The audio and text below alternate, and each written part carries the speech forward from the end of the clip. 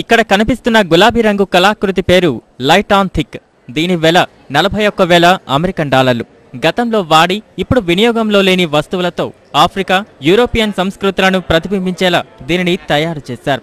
వంట పాత్రలతో తయారు చేసిన టవర్ ద గ్రేట్ పీసా టవర్ను గుర్తుకు తెస్తుంది. మొత్తం 34 దేశాలకు చెందిన 500 మంది కళాకారులు తయారు చేసిన కళాఖండాలను 85 గ్యాలరీల్లో ప్రదర్శనకు ఉంచారు.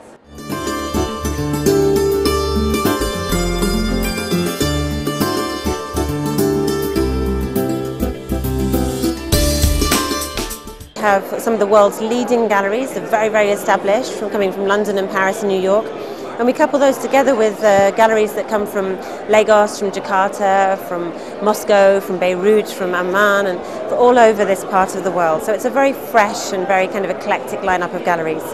We also have a new section of the fair that is dedicated to the Central Asia and the Caucasus, and it features 7 art spaces from those territories and really showcasing the Caucasus and Central Asia on a scale that's never been seen before in this region. Dubai ప్రదర్శనలో ప్రతి ఏడాది కొన్ని దేశాలకు marker పేరుతో ప్రత్యేకంగా ఒక విభాగాన్ని కేటాయిస్తారు. ఈసారి ఆ అవకాశం కజకిస్తాన్, కిర్గిస్తాన్, జార్జియాలకు దక్కింది.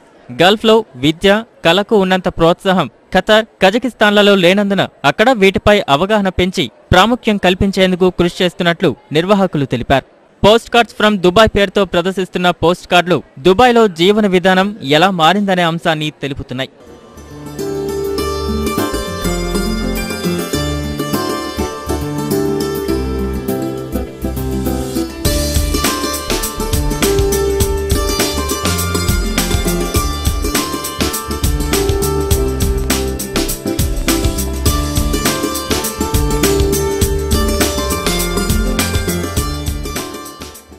ప్రపంచవ్యాప్తంగా వివిధ కళాకారుల అద్భుత కళాఖండాలు కొలువుదీరిన ఈ దుబాయ్ ప్రదర్శన మార్చి 22 వరకు కొనసాగుతుంది.